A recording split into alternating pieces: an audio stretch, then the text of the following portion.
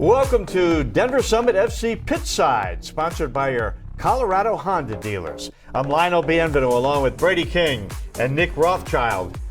And we are here for you, Summit fans, every Friday, connecting you to anything and everything happening with the club.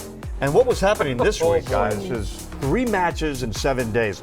A gauntlet of football for the Summit to move up or down the NWSL standings. Well, the good news is they didn't have to go anywhere.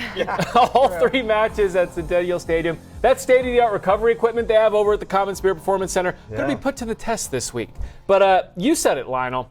In a league where 12th place and 7th place are separated by a mere 4 points, this week, where a possible 12 points are up for grab, becomes huge. Yeah, it's a huge opportunity, and the Summit is well aware. I caught up with head coach Nick Cushing to talk about this crazy stretch of home matches and what he wants to see from his group against the Royals tomorrow. But box defending is the reason why they pick up all points. So there's a final whistle. 2 straight victories for McLind and the North Carolina Courage.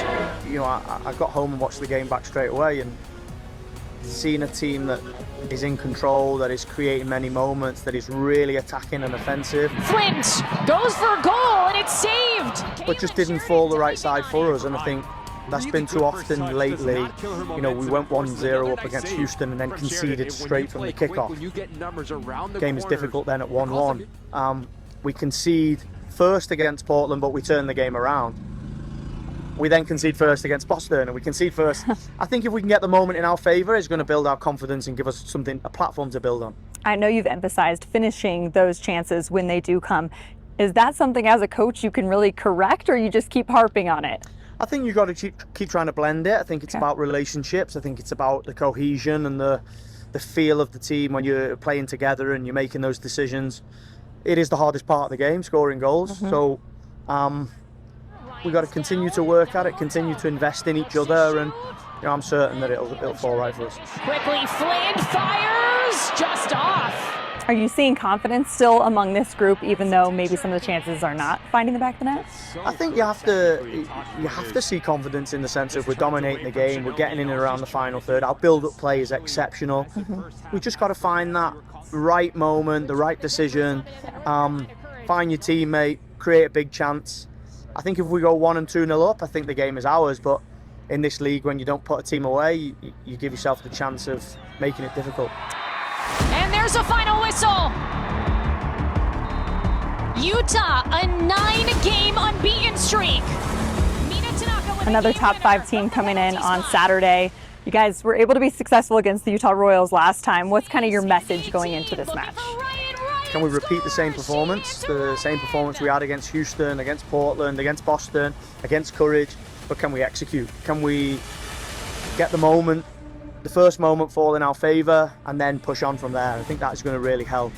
At the moment, we're playing catch-up.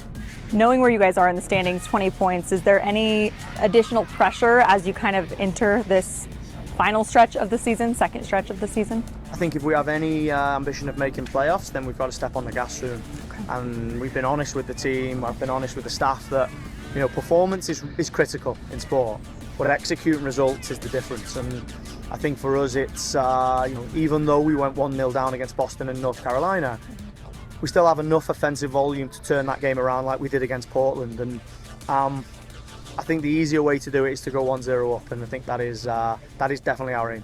The NWSL transfer window closes in about a month. Is there any specific player you've got your eye on, or maybe the type of player that you would like to add to this roster? I think it is evident we want to improve our attack. Yeah. We have really tried to be aggressive on some world-class attacking players that we've seen move lately and haven't fell our way.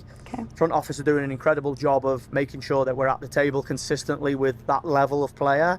Now we need to execute to make sure that Denver is the right place, because we have so much offensive volume. If we bring in a clinical attacking player, it's going to really improve our team. How much does all of this help land players that you're going after? If I'm a player that has any ambition of achieving in the sport, this would be a fantastic place for me to come. So we're doing a good job of showing that, of selling it. It's fairly new, right? So it's not as common as we want in the sense of the world of soccer. Yeah. But we're out there presenting and selling and is a good opportunity for somebody who wants to come and score a lot of goals. All right, it's time for a break, but when we come back, Nick will take us out to Centennial Stadium, wrapping up what the Summit did in Wednesday's match against the Courage and what they need to do to get 3 points against the Royals tomorrow. Stay with us. That's next on Pitchside.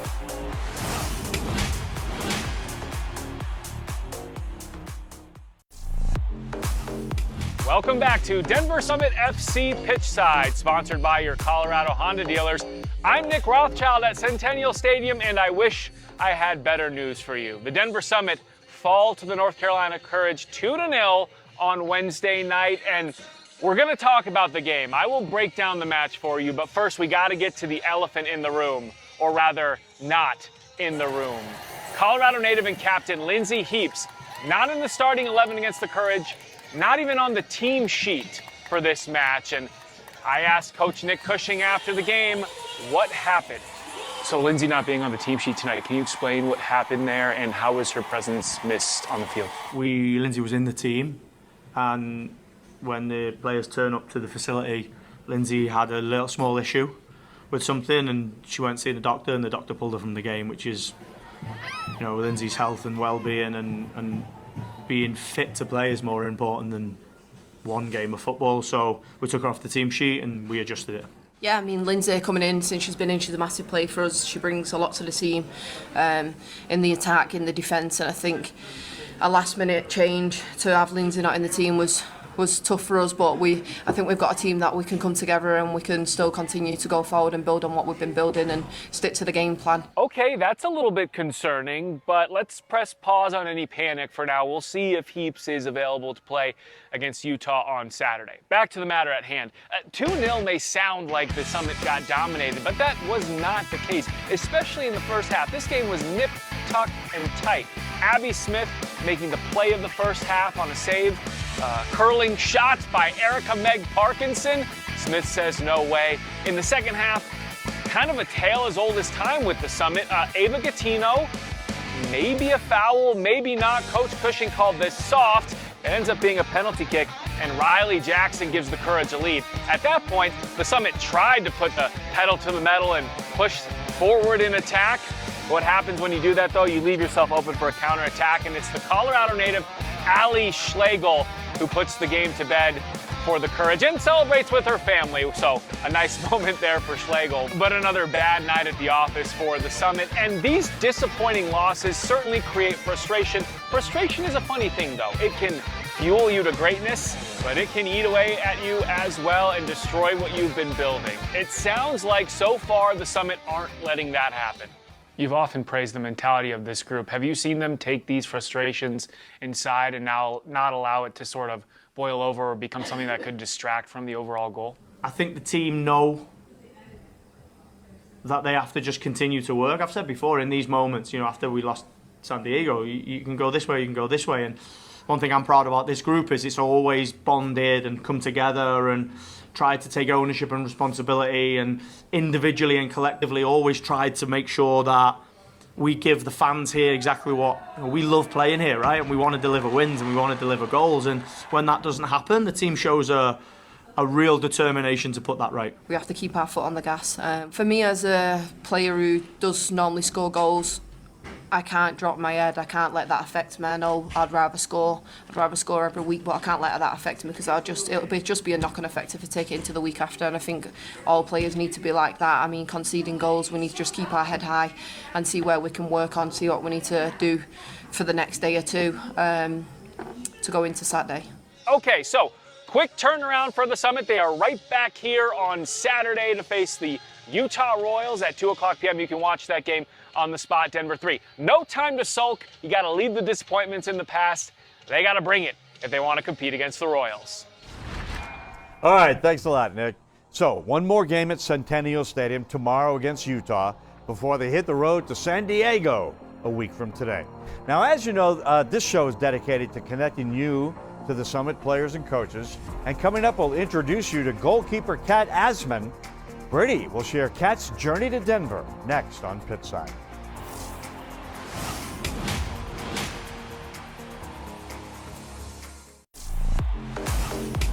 Welcome back to Pitchside, sponsored by your Colorado Honda dealers. And Nick, one of the best parts of the show every week is connecting you to the Summit players. You see them on the pitch, right? But you wonder, how did they get here and what are they like off the field? Well, I'm guessing they drove to the facility. No, that's not what you mean. You never know. Well, everybody has a story, right? That's the fun part about being an expansion team. So many unique people coming from different walks of life to build this project and put a winning team on the pitch. And everybody plays a part. We've introduced you to players like Natalie Means or Melissa Kersler. We've also showed you how assistant coaches like Angela Salem or Karen Bardsley help to create culture. And with that in mind, Brady King spoke with one of the newest members of the Summit to find out how she hopes to impact the club. That's right. And like you said, Nick, we've heard Coach Cushing talk all season about the importance of depth. And the Summit added another piece to the mix last month. Goalkeeper Cat Asman arrived on loan from the Orlando Pride for the remainder of the season, bringing even more experience to this club. I caught up with Cat to talk about her journey to the Summit and what she's enjoying most about life in Colorado.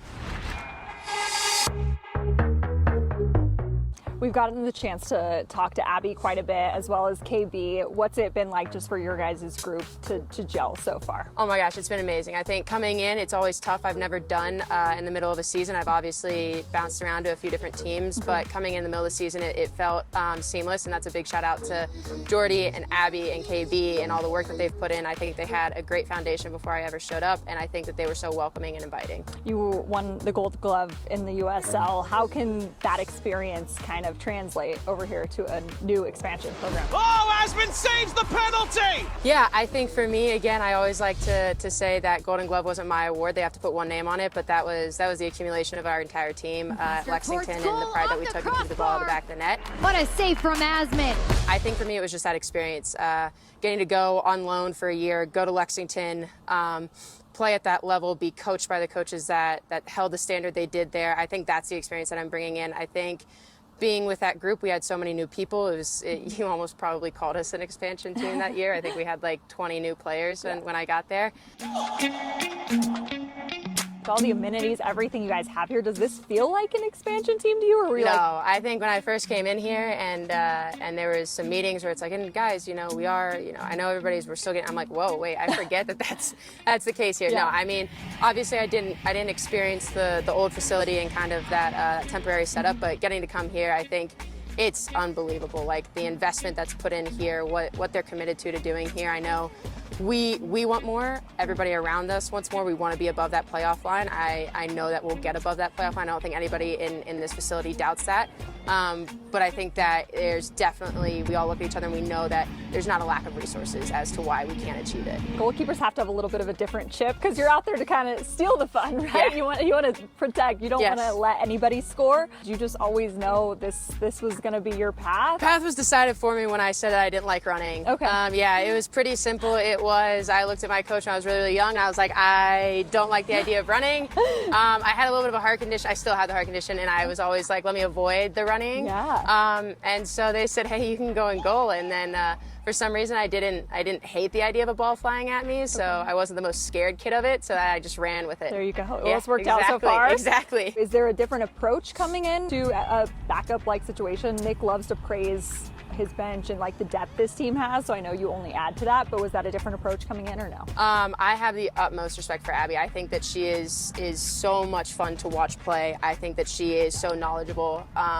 I think for me, my approach coming in was I want to help her be the best version of herself. I think at the end of the day, kind of my role is to chase, and I think that it pushes her, and at the end of the day, like, she rises to the occasion every single time, and I know she will, and if something goes sideways, if anything happens, like, I'm there. I know she has like my best interest at heart as well, but I think the approach coming in was I want to support her, I want her to grow, I want to push her, and I think she knows that every day I come in and I try to push her. It's the same thing that Jordy does. Jordy comes in, Jordy pushes me, Jordy pushes Abby, and she pushes the entire group, and that's the relationship that we've built. Is at any given day, one of us can be picked, and we're the biggest supporters of each other, whether it's you being in that goal when the whistle blows or not.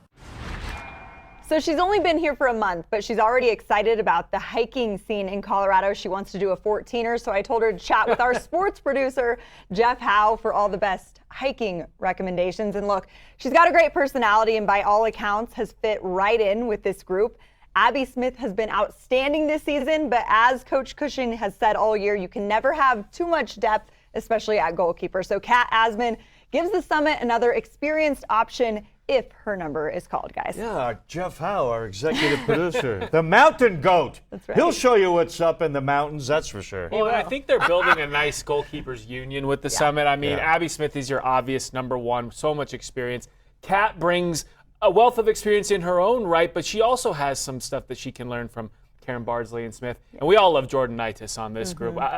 She's a Colorado native. She at some point will probably take over the mantle as she develops. She's only a rookie, but I think they have a lot of talent and a lot of great personalities in that goalkeeper room. All right, it's time for another break right now, but stay where you are. Up next, we're listening to your voice, the viewers, fans of the show, giving us your comments and questions for the Summit players and coaches, and that's next on Pitchside.